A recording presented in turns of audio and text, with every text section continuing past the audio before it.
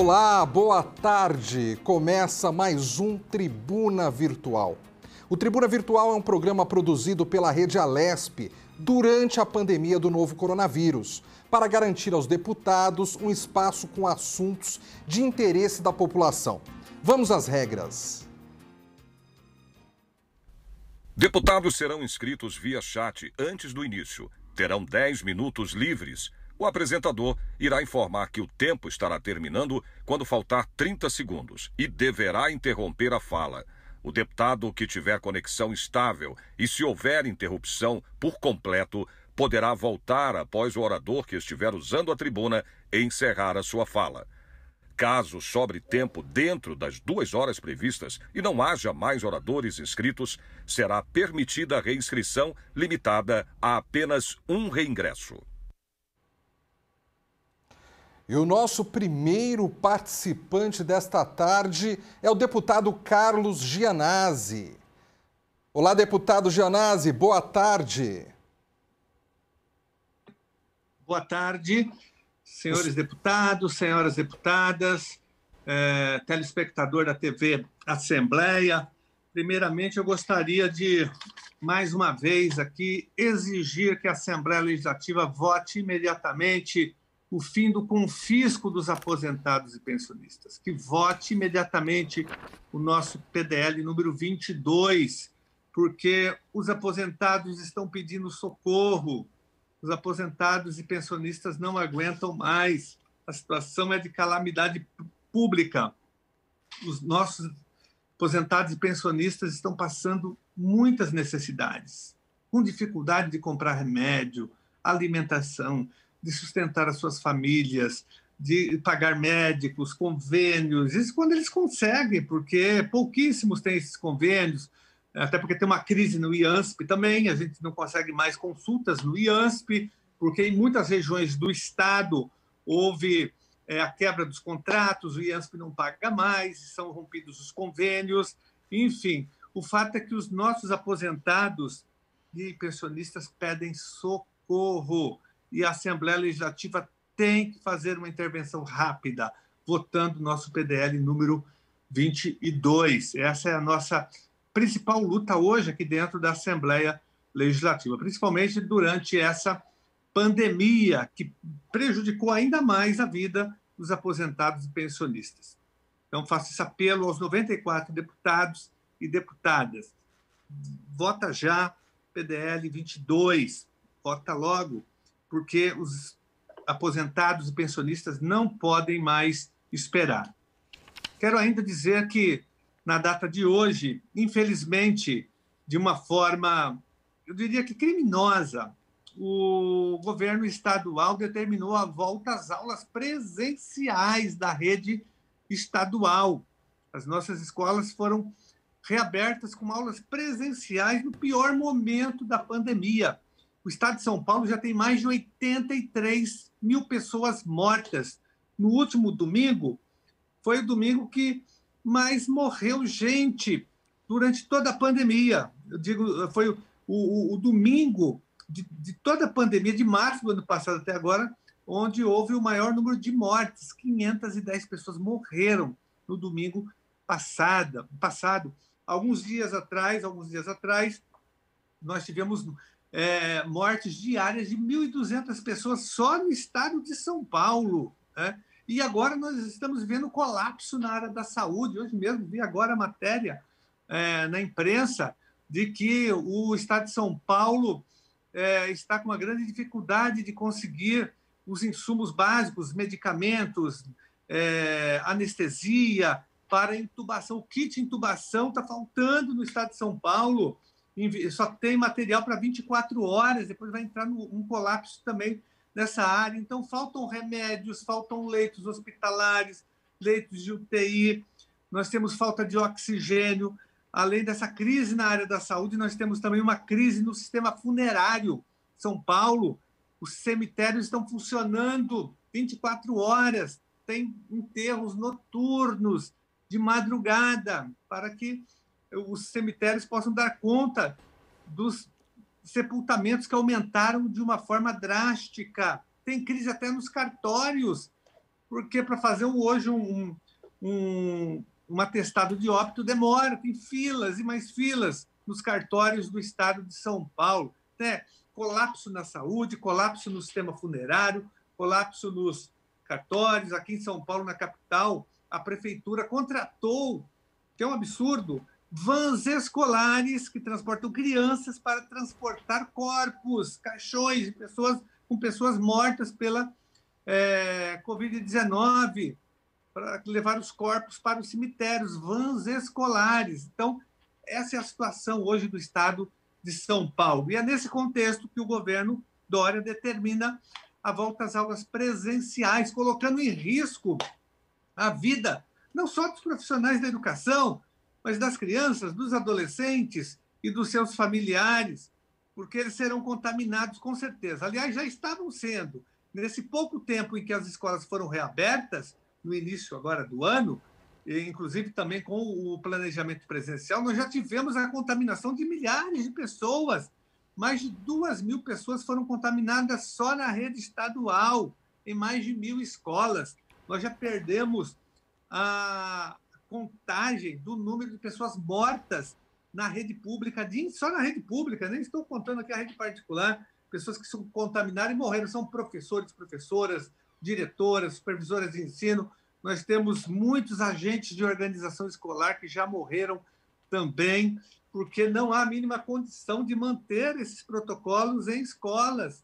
Nós que somos professores, profissionais da educação, e conhecemos o chão da escola, o cotidiano escolar, sabemos disso, mas o governo sabe também. Mas, como o governo atende a outros interesses, que são os interesses das grandes escolas particulares, então ele obriga que toda a rede pública volte às aulas presenciais nessas condições, colocando em risco a vida de toda a comunidade escolar. Então, as pessoas estão indo para as escolas com medo, com pânico, né, com depressão, preocupadas, com tensão. Eu fico imaginando como que o professor vai ensinar nesse clima de terror e de medo, e como que o aluno também vai aprender num clima como esse. Então, o clima hoje na escola é de medo, de terror, medo de doença, medo de morrer, porque a escola que é um espaço de vida, de alegria, né, onde a vida pulsa todos os dias, né, no cotidiano escolar, hoje ela se torna, com essa volta às aulas presenciais, um espaço de morte, um espaço de adoecimento. É isso que a escola, é nisso que ela está se transformando por conta dessas medidas genocidas dos nossos governos de determinar a volta às aulas presenciais, que nós somos totalmente contra.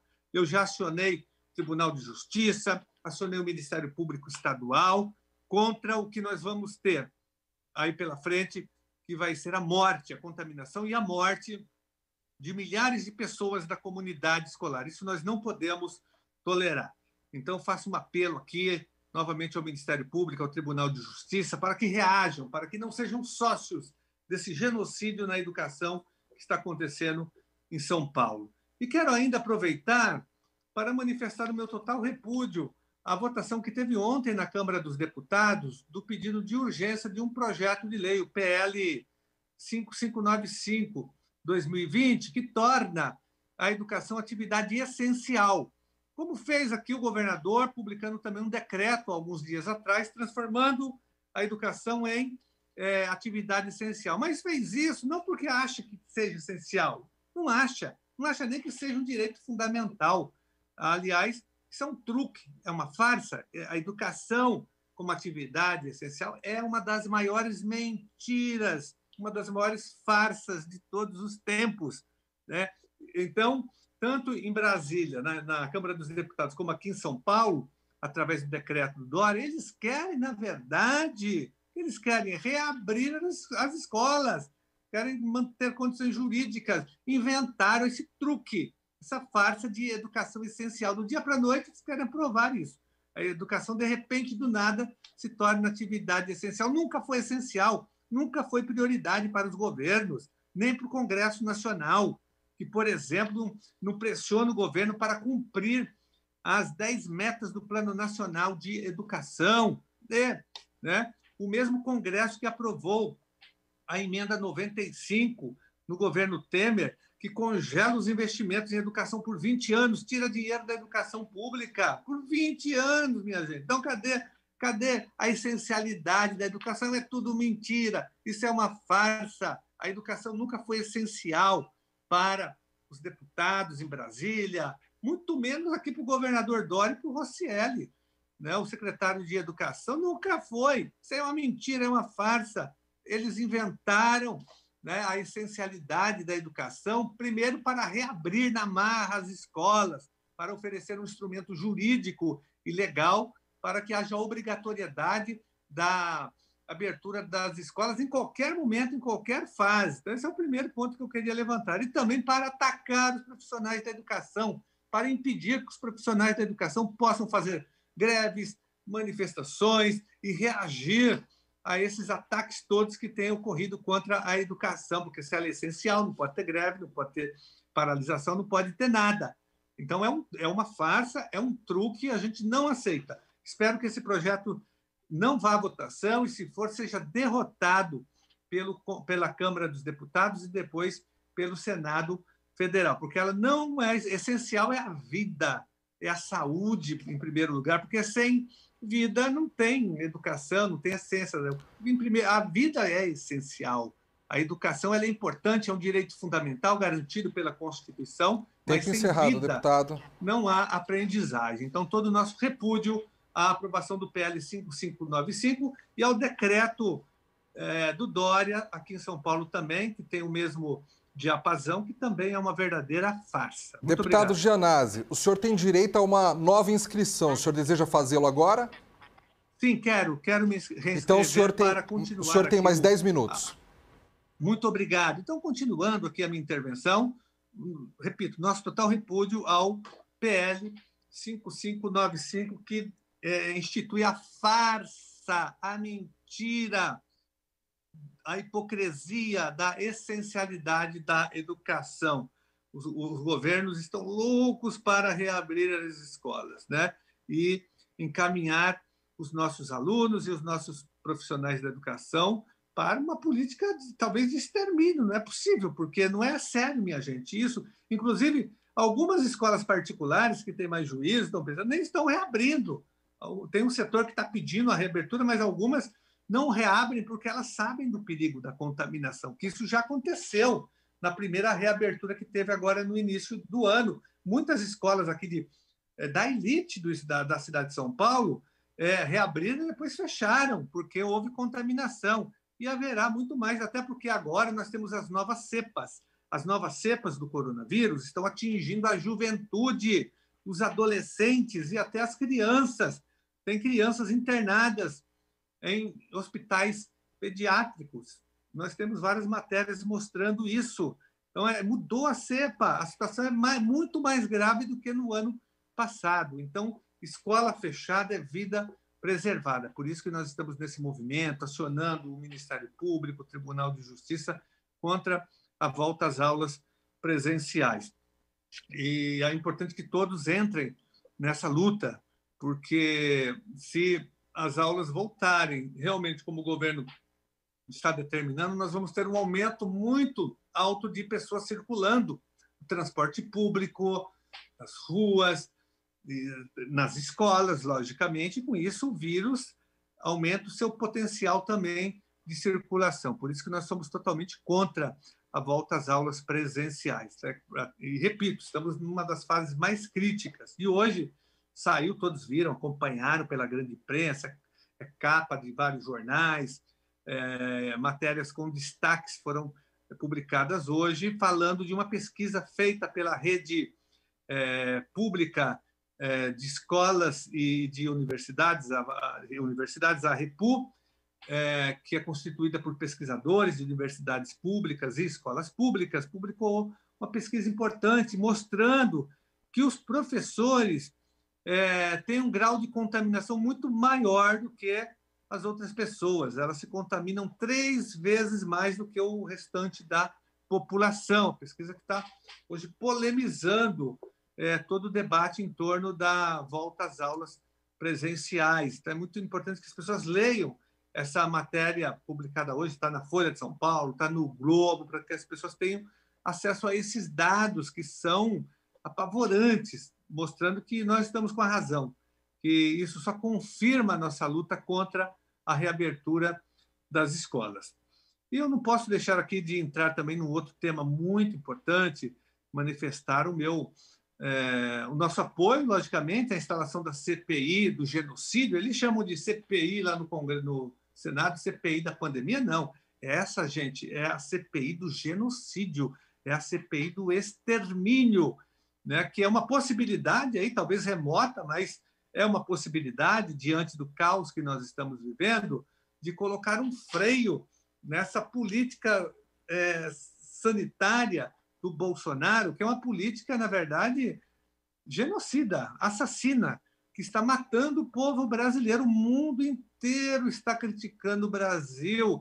Os aeroportos estão sendo fechados em vários países do mundo. O brasileiro não pode mais entrar, porque o Brasil virou uma bomba biológica de cepas do coronavírus. O mundo inteiro está com medo do Brasil.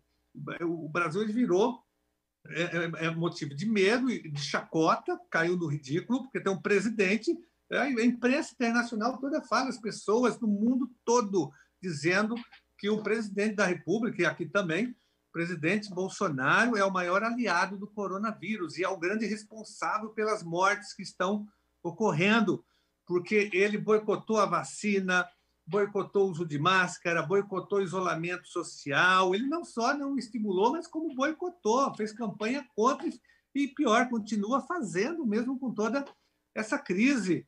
O presidente da República, que deveria dar o exemplo, está tentando contra a saúde pública e é considerado já por muitos setores da sociedade brasileira e internacional como o responsável pela política genocida. E eu não sei como ele está ainda na presidência da República.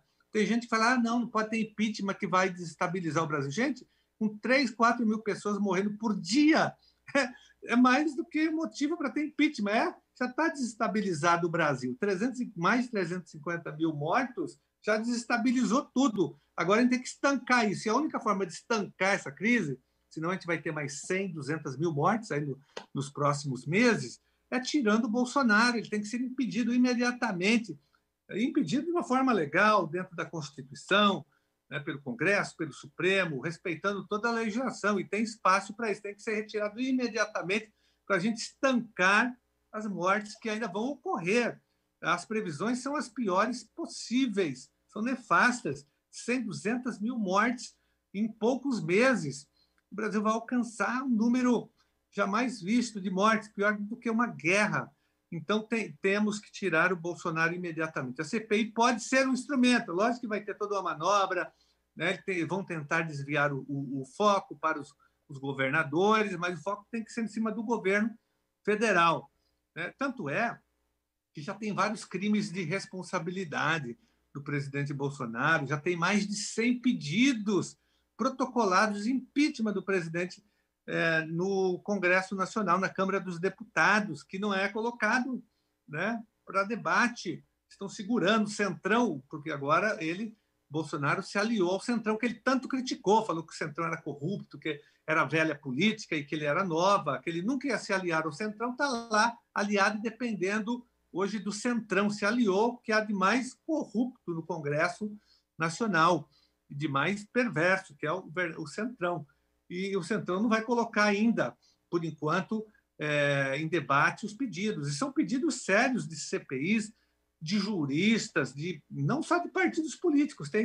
Eu mesmo assinei umas 2, né? Mas tem outra da sociedade civil organizada, de entidades religiosas, da área médica, de advogados, grandes juristas assinaram, artistas, vários setores assinaram os pedidos de CPI. São mais de CPIs, não, de impeachment do Bolsonaro. Então, enquanto a gente tiver um delinquente, um marginal, né, uma pessoa que implanta no Brasil uma política genocida, matando seu próprio povo, uma pessoa que não tem empatia pelo seu próprio povo, que diz que é só uma gripezinha, e se morrer daí, e que a gente vai morrer mesmo, né? E se tomar vacina vai virar jacaré, uma pessoa que conspira o tempo todo contra o isolamento social, contra as medidas mais eficazes que já foram provadas no mundo todo, que é lockdown com renda emergencial. É tão simples.